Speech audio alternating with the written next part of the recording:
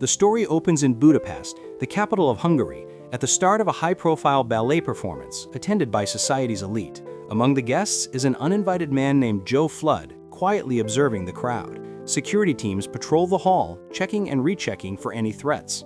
As the performance begins and the audience's attention fixes on the stage, Joe begins his work. One by one, he neutralizes the guards standing between him and his target until, finally, he reaches the person he's come for. An offer to double his fee does nothing to sway him. He completes the job and moves toward the exit. He appears to be suffering from a headache and double vision. When gunfire erupts, chaos engulfs the theater. The lead dancer tries to escape with the others, but is trampled and injured in the crush. Joe helps Maze. He escorts her out of the hall. After a brief exchange of thanks, Joe disappears into the crowd and makes his way to his safe house.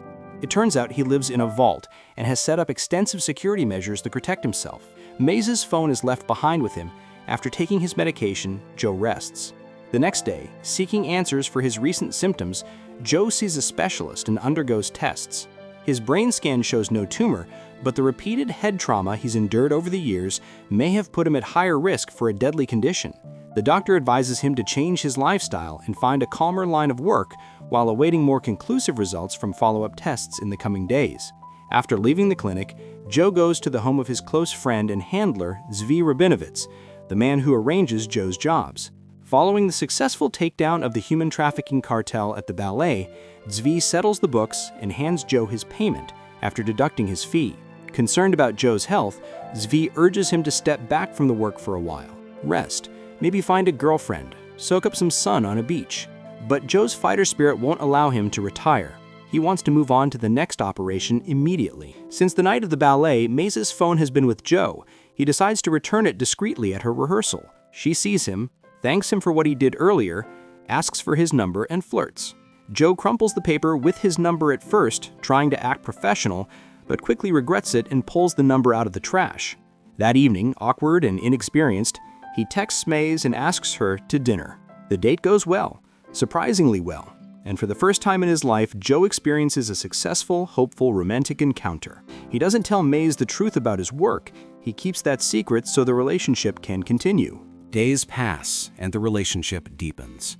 Between missions in France, Romania, Austria, and Switzerland, Joe rushes back to be with Maze, and they share good times. Eventually, Joe tells Zvi he's retiring from killing, claiming he wants to focus on his relationship with Maze, although his headaches continue to trouble him. He invites only his closest friend to a party Maze is hosting. During the dinner, Joe's frequent absences raise suspicion among Maze's friends. Such behavior looks like the secretive pattern of a married man maintaining a hidden life. But Maze trusts her feelings for Joe, and Zvi's wife fills in extra details about how well she knows him, reassuring Maze of Joe's sincerity. Zvi advises Joe that since his relationship with Maze is becoming serious, he should come clean about his real job. Secrets will only undermine trust. After a wonderful birthday evening, Joe finally receives the results of his tests. The doctor tells him he has a rare, degenerative neurological disorder called Creutzfeldt-Jakob disease. The illness will progressively destroy the coordination between Joe's nerves and muscles, eventually bringing headaches and vision loss. Shocked, Joe asks bluntly how much time he has left. There is, unfortunately, no cure. The prognosis is bleak, only about 3 months. Despondent, Joe returns home and, through his own research, confirms that there is no escape from his fate. He resolves to end his life with a bullet like a knight before he becomes a lab animal for experimental treatments. But with Maze now in his life, the decision becomes unbearably complicated. He withdraws his savings and goes to see his closest friend. Joe asks Zvi to arrange for $2 million, the hiring of assassins to kill him before the disease claims him, so that his life insurance payout can secure Maze's future in his absence. Zvi refuses to go along with the plan. He cannot bring himself to have a hand in killing his closest friend. After years of working side by side with the best hitmen in the world, he is now being asked to send Joe's death warrant to his own network. But Joe has already made up his mind. He wants a convincing cause of death so that Maze can live peacefully after he's gone. Determined, he turns to another syndicate of contract killers and makes the same offer. Antoinette accepts eagerly, For her, it's an opportunity to finally see her father's old killer executed by a professional assassin. Joe is given until midnight. After that, the operation will proceed. Having set the wheels in motion, he knows there is no turning back. He takes Antoinette's account details, and in the presence of her hired gun, Max, leaves the office. Both parties satisfied that Joe's death will bring them profit and closure. After Joe leaves, Antoinette scours the assassination network for someone skilled enough to match Joe's caliber. The first offer goes to Lovedoll, but he knows better than to take on the most dangerous hitman in Europe. He declines. Antoinette then forwards the contract to other groups, hoping someone will accept the bounty. The Goyang crew, fresh off a successful mission in Japan, are thrilled by the payout and immediately accept, heading straight for Budapest. The Langos brothers, two feral bikers, also take the job, setting up a deadly race to claim the reward.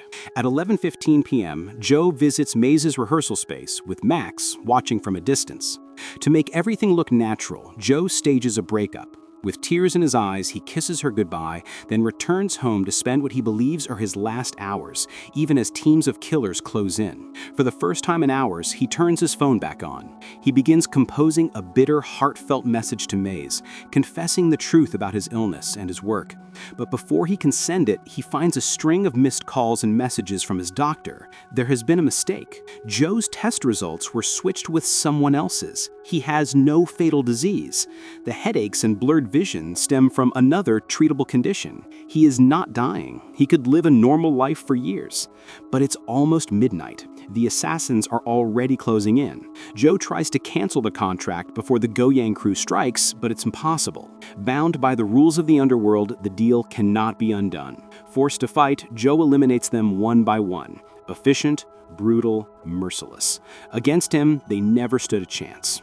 After wiping out the Goyang crew, Joe attempts to terminate the deal unilaterally, but Antoinette refuses. The rules of the killing trade don't work that way. Besides, Joe killed her father on a past mission, and she has been waiting years for this chance. Now, no amount of money could convince her to cancel. She vows to finish what she started, even if it means hiring every assassin in Europe with her own fortune. Soon after, the Langos brothers come for him. But now that Joe knows his health is intact, he has no intention of going down. He kills them as well, determined to fight his way back to Maze. In a voice message, he urges her to leave Budapest immediately and wait for him somewhere safe, promising he will find her once the storm has passed. Then he roars away on a stolen motorcycle. When word of the brothers' deaths reaches Antoinette, she escalates the contract. She doubles the bounty to $4 million and broadcasts it across the continent. This time, even Lovedoll cannot resist. He accepts and begins hunting Joe. Dozens of other assassins across Europe take the same deal. Joe is now in the deadliest trap of his life. A battalion of his former colleagues is converging on him, each with unique skills, each lethally dangerous. Meanwhile, Maze, after hearing his message, slips away from her friends at the club and tries to flee Budapest, hoping to reunite with Joe in a safe place. Joe, realizing he cannot fight them all alone, turns to Zvi. He tells his closest friend the full story and asks for help. His plan? Gather every assassin in one place and kill them all. Because Antoinette will never cancel the contract, Joe decides to end this on his own terms.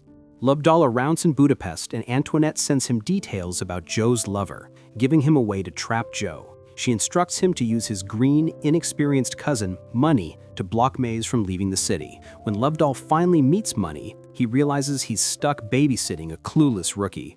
Meanwhile, Sharon, a retired masseuse, uses a single expert touch to relieve Joe's crippling headaches and blurred vision, restoring his strength. Maze returns home to collect her essentials before escaping the city, unaware that Lovedoll and Money are watching her. Soon after, they abduct her, turning her into the perfect bargaining chip against Joe. Armed with weapons borrowed from Zvi, Joe heads toward the appointed battleground. Max and Antoinette know exactly where he's going and broadcast his location to every killer on the grid, leaving him nowhere to hide.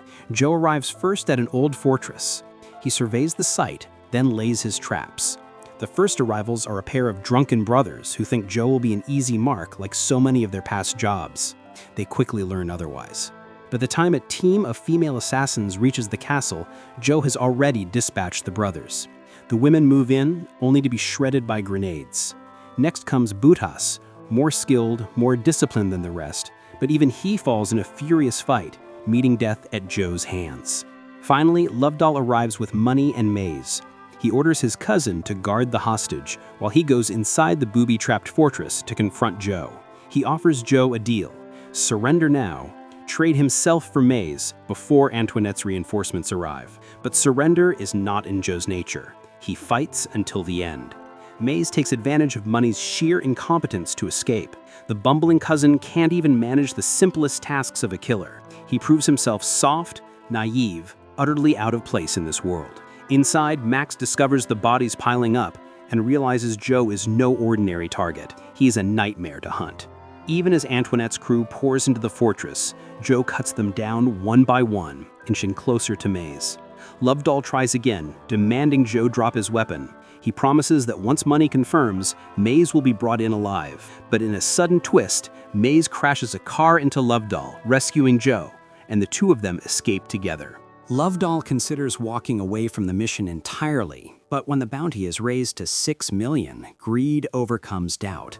Let the money do the talking, he mutters, and continues the hunt, even if it means dragging along fools like Money. On the road, Joe finally tells Maze the truth about the misdiagnosed illness, about his life as a hitman, about the blood he has shed. He swears he has only ever targeted criminals, never innocents, and vows to leave that world behind to live the rest of his days with her. Overcome, Maze reveals she is pregnant. Joe is elated, but his joy turns to terror when she suddenly collapses. She's been shot. Carrying her in his arms, Joe takes refuge in a nearby church.